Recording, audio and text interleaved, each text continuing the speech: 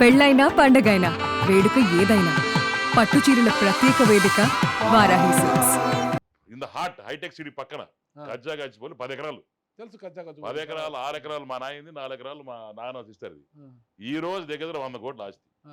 ఆ రోజు ఎలక్షన్ల కోసం 36 లక్షలకు 35 లక్షలకు అమ్మేశాడు మా నాన్న. ఊరుంటే మా ఎమ్మెల్యే కాలనీలో 1 ఎకరా ఇల్లు, ఎమ్మెల్యే కాలనీలో దాంట్లో ఒక ఎలక్షన్స్ కోసం ఒకటి అమ్మాడు, ఒకటి మా అక్కకి ఇచ్చారు. తర్వాత మిగిలింది ఈ 800 గజాలు, ఈ 500 గజాలు, 700 గజాల్లో మేము ఇల్లు కట్టుకున్నాం మొన్న. అది మాకు మిగిలిన ఆస్తి. అంటే ఇప్పుడు అందరూ మనుషులు ఒక రకంగా ఉండరు, అందరూ పాలిటీషియన్ ఒక రకంగా ఉండరు. పబ్లిక్ ఏంటంటే ఈరోజు కాలంలో పాలిటీషియన్ అయిన వెంటనే ఆహా వీడికి పంట పండిందిరా, నెక్స్ట్ ఎలక్షన్ అయ్యేలాగా 100-200 కోట్లు సంపాదించుకుంటాడు, హాయిగా ఉంటాడు, వీడి పరిస్థితి బాగుంటుంది అంటే అందరు బయట నుంచి చూసేదానికి బ్రహ్మాండంగా ఉంటుంది. 5 ఏళ్ళు వద్దన్నా, 2 సంవత్సరాలు అవుతుంది మీరు ఎమ్మెల్యే అయ్యి. ఈ 2 సంవత్సరాల్లో మనం బాగానే 2 సంవత్సరాల్లో దగ్గర 1,10,00,000 చేతిలో పెట్టిన. 1,10,00,000 1,10,00,000 ఎలక్షన్స్ కూడా కాదు, గెలిచిన తర్వాత అంతా ఇట్లే ఉంటుంది తప్పితే ఇట్లే ఉంటది కదన్నా. అదే ఎందుకు చెప్తున్నా పెట్టారన్నా? అన్నా నాకు 2 బిడ్డలు, 2 కూతురు. ఎలక్షన్స్ గెలిచిన తర్వాత ఓ రోజు మా అమ్మగారు వచ్చి కళ్ళలో నీళ్ళు పెట్టుకొని, రే దగ్గర 216 మంది పిల్లలరా, SC/ST హాస్టల్ ఉంది, దానికి వెళ్ళి ఒకసారి చూడుబో ఎట్టుందో, దరిద్రంగా ఉందో అన్నాడు అనింది. నేను ఏదో గొడవ లేకుంటే అది కూడా ఏదో పట్టించుకోలే. ఇంకొక 6 నెలలు అయిపోయింది గెలిచిన తర్వాత. 6 నెలల తర్వాత నేను అడ్మినిస్ట్రేషన్ నేర్చుకోవాలని నాకు కొత్త ఎట్లా అయింది ఆమె చెప్తా ఉన్నింది. ఈవెన్ మా వైఫ్ కూడా చెప్తున్నది ఇట్లా. ఒకరోజు ఎందుకో పోతా ఆడు తిప్పరా అని చెప్పి పోయినాం. 216-18 మంది పిల్లలన్న. నా కూతురు వయసు 13 సంవత్సరాలు 14, ఆల్ మెచ్యూర్డ్ గర్ల్స్. 4 బాత్రూంలో 3 బాత్రూంలో పోయిన తర్వాత అంటే కడుపు తిప్పింది. ఏంద్రా ఈ కాలంలో ఇంత పెట్టుకొని ఇది చేస్తా, ఈ ఆడపిల్లలకి కాంపౌండ్ వాళ్ళు లేదు, పందులు, కుక్కలు, నాప్కిన్స్ శానిటైజ్ నాప్కిన్స్ అన్న పడున్నాయి, క్లెన్లీనెస్ లేదు, బాత్రూమ్ పోతే వాసన. ఇంకొక దరిద్రం ఏంటంటే బాత్రూంలో తలుపులు ఇరిగిపోయినాయి, కిటికీలకు పైన మెష్ కూడా లేదు. అంటే ఆడకూతుర్లు పోయినప్పుడు లోపలికి రెస్ట్ రూమ్స్ పోయినప్పుడు నేను ఒకటే ఆలోచించిన, నా పిల్లలు ఈడు చదువుకుంటే ఏంది పరిస్థితి అని ఆలోచించిన. నా పిల్లలే ఈడుంటే నా పరిస్థితి ఏంది అని ఆలోచించిన. చేసిన తర్వాత ఇమ్మీడియట్గా నా ఎలక్షన్లు చేసిన డబ్బులు కూడా లేవు. ₹2 వడ్డీ తెచ్చిన 50 లక్షలు తీసుకొచ్చి అసలు మాట్లాడదామన్నా సుధీర్ అన్న. ఏందన్నా ఈ ఎవడి మీద ఒట్టేమంటే చెప్పి ఒట్టేసాను. మీ వెనకలే ముక్కంటేశ్వరుడు ఉన్నాడు. దేవుడి మీద ఒట్టు, ఇదే నేను చెప్పింది అంత వాస్తవం. డబ్బులు అప్పు తీసుకొచ్చి, డబ్బులు లేకపోయినా తీసుకొచ్చి మొత్తం ఖర్చు పెట్టిన. ఈ రోజు కూడా ఇంటర్వ్యూలో నాకున్న ఆస్తులు నాకున్నాయన్నారు. మళ్ళీ ఆస్తులు ఉన్నాయంటే అన్న నాకు నువ్వు నమ్ముతానమ్మో, మా తాత, మా చిన్నాన్న, మా పెద్దనాన్న ఇచ్చినట్టు బోల్డ్ అని ఉన్నాయి, 100 ఎకరాలు ఉన్నాయి. అంటే ఎకరాలు అమ్ముకొని పెట్టే కథ వేరు, ఆ ఎలక్షన్స్ కథ వేరు. లిక్విడ్ క్యాష్ లేదు. ఆ రోజు డబ్బులు లేవు, తెచ్చిన ముక్కంటేశ్వరుడిపై ప్రమాణం చేశారు మీరు. మళ్ళీ ఆయన 3వ కన్ను తెరుస్తాడు, అబద్ధం చెప్పింటే మాత్రం 3వ కన్ను తెరుస్తాడు. నాకు ప్రమాణాలు చేసి ఇవన్నీ ప్రమాణం చేసి అబద్ధం కూడా చెప్పొచ్చు. ఈశ్వరుడి మీద ప్రమాణం చేసి ఈశ్వరుడు చెప్తాడా, నీకే నిజం చెప్తాడా? నేను ఎన్నని చెప్తా ప్రమాణం చేసి అబద్ధాలు తప్పు. వచ్చి basically you should go by the word, by the character. ఇప్పుడు మా లెగసీ, మా సబ్జెక్టు, మా నాయన, మా చిన్నాన్న, మా తాతలు ఏంటి, మా ఒక బ్రీడ్ చూడాలా. Correct. Always see a breed from where this fellow is coming from. అంతేగాని అదే చూస్తారు. ఇప్పుడు ఈ కాలం ఎట్టయిపోయిందని ప్రతి ఒక్కడు ఏదో సోది చెప్పుకోవాలనుకో, పంపించుకోవాలనుకో. ఇప్పుడు మీరు వచ్చినారు, మీ దగ్గర ఏదో మీ ఛానల్ త్రూ ఏదో చెప్పుకోవాలను, అది అవసరం లే. జరిగిన విషయాలు, వాస్తవాలు. అంటే మేము కూడా కొత్తగా గెలిచిన తర్వాత ఏదో ఒకటి చేయాలని తాపత్రయం, ఏదో ఒకటి చేయాలా, మనం పబ్లిక్కి చేయాలా. 5 ఏళ్ళు కేసులు కొట్టించుకోవడం, కింద మీద పడడం తప్ప డెవలప్మెంట్ లేదు, పాడు లేదు, కాళహస్తిలో ఏం లేదన్న.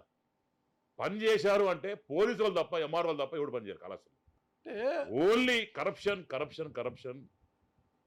No administration and torture. జనాలందరూ కూడా భయభ్రాంతులు అయిపోయి ఎక్కడ ఈ సిచ్యువేషన్లో బయట వచ్చిన తర్వాత, మేము గెలిచిన తర్వాత ఏదో ఒకటి చేయాలని తాపత్రయం. ఆ రోజు చూస్తే ఆ పిల్లలు నిజంగానే బ్రహ్మాండం. ఒకటి కాదు, 1లో స్టార్ట్ చేసి 7 హాస్టల్ చేసినాం. అవసరమైతే మీరు వెళ్ళి ప్రభుత్వం కనుక్కోండి ఏ ఫండ్ రకంగా చేశారు. మీరు అప్పు తెచ్చిపెట్టారు ప్రభుత్వం నుంచి, మా ప్రభుత్వంతో యా. మాట్లాడి అన్న బేసికలీ వాళ్ళు ప్రభుత్వంలో ప్రాబ్లం ఏంటంటే ఇది కూడా నెగిటివ్ ఉండొచ్చు. నేను కొద్దిగా ఓపెన్ మాట్లాడతా, కొంచెం నచ్చదు. ఇప్పుడు ప్రభుత్వం డబ్బులు ఇస్తుంది అన్న, ఎస్సీ ఎస్టీ హాస్టల్ బీసీ డబ్బులు ఇచ్చినాయి. ఎంత ఇచ్చినాయి? 6 లక్షలు ఒక్కొక్క హాస్టల్ ఇచ్చినాయి. 6 లక్షల్లో కాంట్రాక్టర్ ఇస్తే వాడు కాంట్రాక్టర్ 1 లక్ష తింటాడు, వాడు సబ్ కాంట్రాక్ట్ ఇస్తాడు, వాడు 50,000 తింటాడు. ఖర్చు పెట్టేదంతా 4,50,000 ఖర్చు పెడతావు. 4,50,000లో నువ్వు డోర్లు ఖర్చు పెడతావా, నీళ్లు పడే నీళ్లు చూస్తావా, పెయింటింగ్ చేస్తావా, బెడ్స్ కొంటావా, వాళ్ళకి చేసి కావాల్సిన ఫెసిలిటీస్ ఏం చేయగలుగుతావు చెప్పు. అదే ఈ డబ్బులు వేసి ఒక 40 లక్షలు 30 లక్షలు ఒక హాస్టల్ పెడితే పర్మనెంట్గా రిపేర్ అయిపోతుంది. అది నా బాధ. ఒక 10 హాస్టల్కి ఇంత డివైడ్ చేసి 5 లక్షలు 6 లక్షలు ఇవ్వద్దండి. ఒకటే హాస్టల్కి 40 లక్షలు 50 లక్షలు పెడితే పర్మనెంట్గా హాస్టల్ అనేది బ్రహ్మాండ తయారవుతుంది. ఈరోజు చిత్తూరు జిల్లాలో బెస్ట్ హాస్టల్ లాగా చేశా ఒక హాస్టల్. కలెక్టర్ గారు వచ్చి సర్టిఫికేట్ ఇచ్చారు. కలెక్టర్ గారిని వచ్చి ఓపెన్ చేయించా, అయ్యా నేను నాడు సొంత డబ్బులు చేసినాను, బ్రహ్మాండం చేశానన్న, with including wifi, internet and also CCTV cameras పెట్టించారు ఆడపిల్లలు నా దగ్గర. మీరు ఆడపిల్లలు అంటున్నారు, మీకు 2 ఆడబిడ్డలు ఉన్నారు. అవునా? మీ బిడ్డలు లాంటి వారు. అవునా? నిజంగా అమ్మాయిల పట్ల మీకు అంత మంచి కన్సర్న్ ఉందన్న? అంటే అన్న, ఇప్పుడు మేము పుట్టి పెరిగిన వాతావరణం, మేము చేసిన పనులు, నేను చేసే పద్ధతి, మేము ఒక ఇంట్లో వాళ్ళని కావచ్చు, బయట వాళ్ళని కావచ్చు, ఎక్కడైనా సరే చెల్లెళ్ళగా చూడడం, అక్క చెల్లెళ్ళగా చూడడం, అమ్మా అని పిలవడం. నేను అంతరాత్మ అనేది ఒకటి ఉంది, దాని ప్రమాణం అమ్మా అని పిలవడం ఎక్కడ పోయినా సరే. ఈ మధ్య ఊర్లలో ఎక్కువ అమ్మ అని పిలిచి, హైదరాబాద్ పిలవడం అమ్మ అని పిలుస్తుంటా. అమ్మాయి ఏదిరా బాబు, నువ్వు అబ్బాయి ఏది, నువ్వు ఏదో పేరు పెట్టి పిలిచి అంటుంటారు. సో బేసికలీ గౌరవం అన్న. ఇప్పుడు respect towards women is high for me 100%. మరి ఉమెన్ అంటే, మహిళలు అంటే నాకు గౌరవం ఎక్కువ, అమ్మాయిలు అంటే గౌరవం ఎక్కువ, ఆడవారి పట్ల అంత అభిమానము, ఒక గౌరవం ఉందంటున్నారు కదా.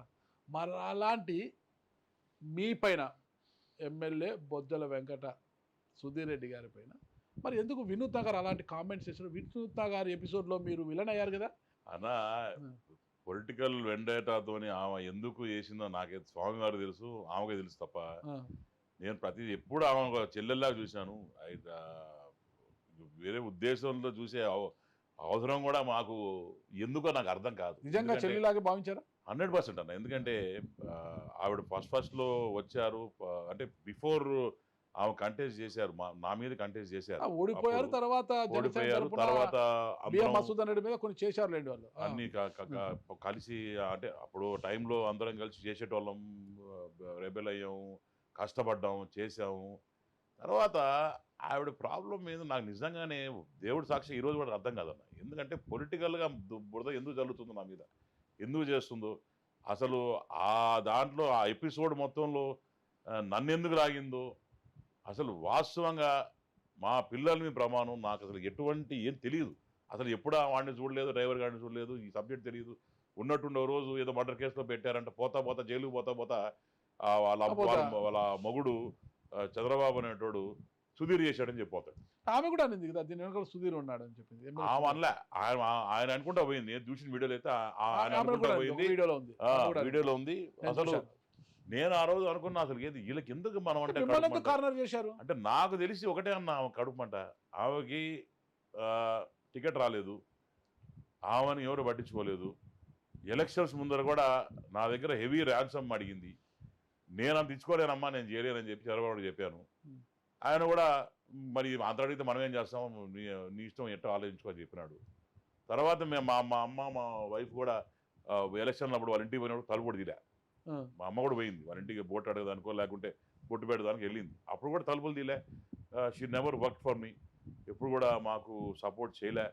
ఎప్పుడు కూడా వాళ్ళిద్దరు కూడా ఏదో ఒక ఫస్ట్ స్టేషన్లో ఎప్పుడు ఉండేటోళ్ళన్న. నేను కూడా ఆ రోజు పోయినప్పుడు ఎందుకన్నా మంచిది, ఒక పెద్ద మనిషి ఉంటే బాగుంటుందని చెప్పి మా పార్టీ ప్రెసిడెంట్ నరసింహ యాదవ్ గారిని తీసుకెళ్ళా. ఆయన సాక్ష్యం. ఆయన ఎందుకన్నా మంచి పెద్ద మనిషి ఉంటే బెటర్ కదా, వాళ్ళు ఏం మాడుతారో మనం ఏం వింటామో, మూడో వ్యక్తి ఉంటే మంచిగా అనిసిపోతుంది. ఆయన షాక్ అయిపోయాడు, వీళ్ళేది ఇంత డబ్బులు అడుగుతున్నారు, ఇటు అడుగుతున్నారు. సరే అదొక ఎపిసోడ్. డబ్బులు అడిగారు. ఆయన 7 కోట్లు అడిగారు. 7 కోట్లు 7 కోట్లు అడిగారు అంటే స్వామి వాళ్ళు ఏదో అంటే ఫస్ట్ నుంచి మేము ఖర్చు పెట్టుకున్నాము, ఫస్ట్ నుంచి మేము చేసాము, మేము అన్నీ చేసుకున్నాము అని అడిగారు. సో మేము అంత ఇచ్చుకోలేమమ్మా, మేము అంటే అది ఉంటే ఇప్పుడు ఈ పాటికి ఎలక్షన్లు అయిపోతాయి కదా, ఆ టైంలో ఏదో మాట్లాడుకొని సరే అమ్మా అంటే పోయిరాబో అని, పోయిరాబో మళ్ళీ మాడు అనింది.